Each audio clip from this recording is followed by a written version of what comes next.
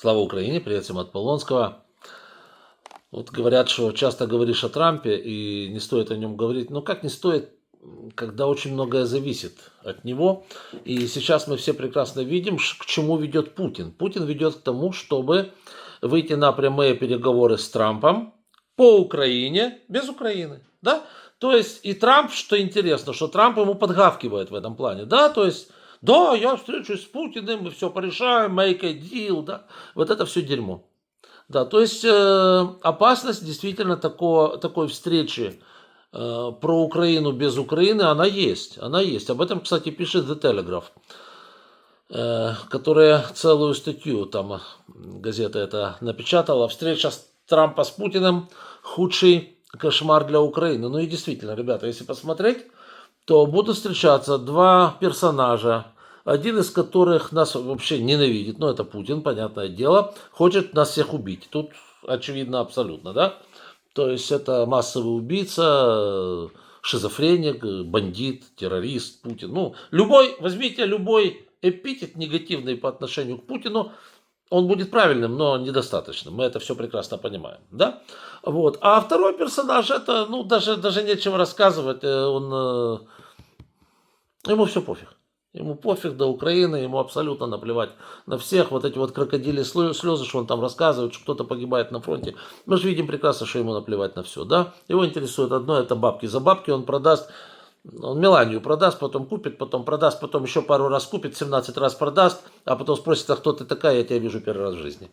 Ну, это такой человек, с этим ничего нельзя сделать, это просто надо принять как факт, да? Человек, для которого нет абсолютно ничего святого, и человек, для которого деньги это все, люди это мусор. Ну, собственно, для Путина тоже люди мусор. Вот так. И получается, что два вот таких деда-мопеда будут разговаривать про нас вместо нас. Насколько это опасно? Да, это опасно, вне всякого сомнения, с одной стороны. Но с другой стороны, существуют и тормоза для того же Трампа. Понятное дело, что в Америке там общество абсолютно, по всей видимости, оскотинилось и отупело, но я не могу по-другому объяснить то, что как бы вот они хавают все, что он делает, да?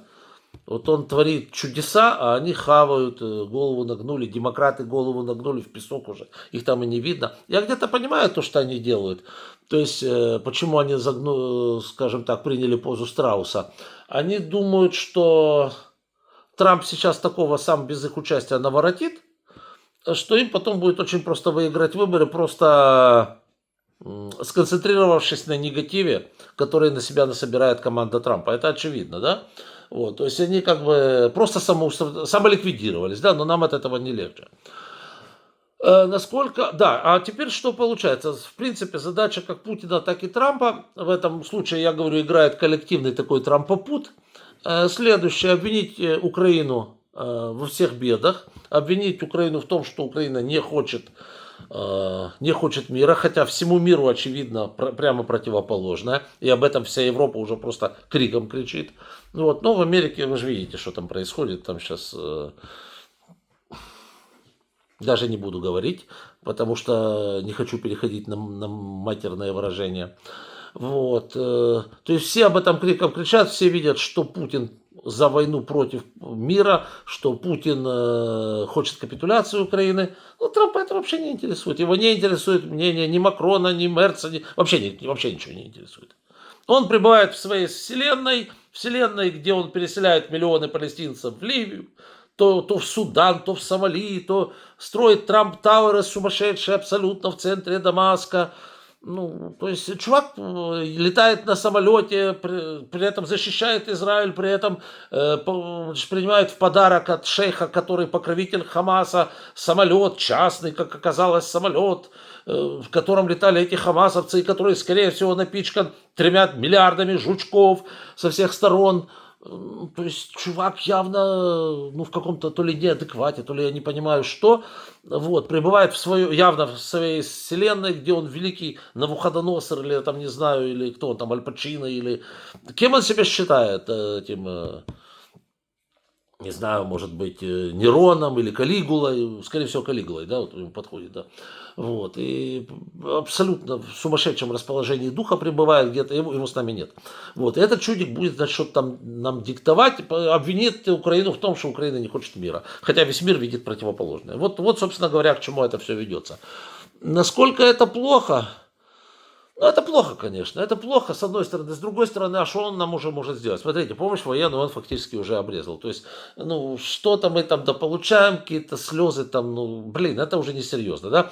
То есть, на сегодняшний день, если сравнить, чтобы вы понимали по уровню, но помощь военная, и это уже не помощь, это уже долги, от Соединенных Штатов Америки находится где-то между помощью от Португалии и Испании, например. Вот где-то так уровень этого, да, то есть, ну, это уже не то, что было раньше, да.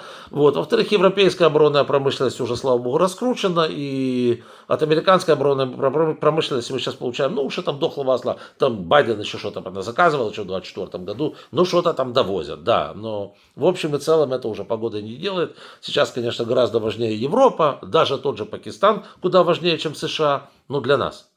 Вот, поэтому, как бы, ну, единственное, что он сможет нам сделать, это нас обгавкать и обвинить в том, что мы не хотим мира с его, значит, с его особо выдающейся точки зрения. Вот, собственно говоря, и все.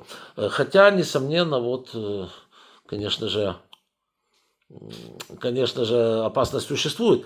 И еще один момент. Смотрите, ему абсолютно наплевать, что о нем говорят, да? Ведь уже ни разу, ни два я в той же Европе слышал такие выражения, такие, знаете, как вам сказать, такие мнения о том, что нужно Трампу в лицо сказать, кем он является, вот, и что он фактически предал западный мир, что он фактически переметнулся в другой окоп. Но я об этом очень много раз говорил, что он не в том окопе уже находится, а в противоположном.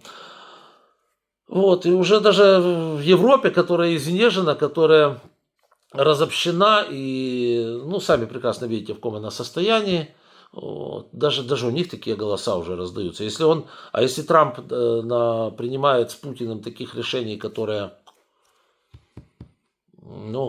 скажем так, будут явно выгодны Путину и совершенно невыгодны Украине, ну тогда это уже перерастет в абсолютную уверенность. Вот. Другой вопрос, еще раз говорю, что Трампу абсолютно наплевать на союзников. Он же их союзниками не считает, поймите правильно. Даже те в Европе, кто думает, что они сегодня, вот они с Трампом где-то в одну дудку дуют, да не фигулечки. Не фигулечки. Трампу плевать. И для него бабки. Он купит, я говорю, купит и продаст. Всех подряд. Это мое глубокое убеждение в этом, да. Так что, да, интересно, что еще один момент, что после разговора с Трампом польский президент сказал, что нас всех ожидают очень тяжелые времена. Видимо, Трамп ему уже там понаговорил. Он не стал конкретизировать, что именно, но я так понял, что ничего хорошего он ему не сказал. Вот, поэтому надо из этого исходить. Собственно говоря, что вот Трамп, Америка, увы и ах, к сожалению, которую он сегодня представляет, ну, для нас как бы сейчас теперь уже стали пустым местом.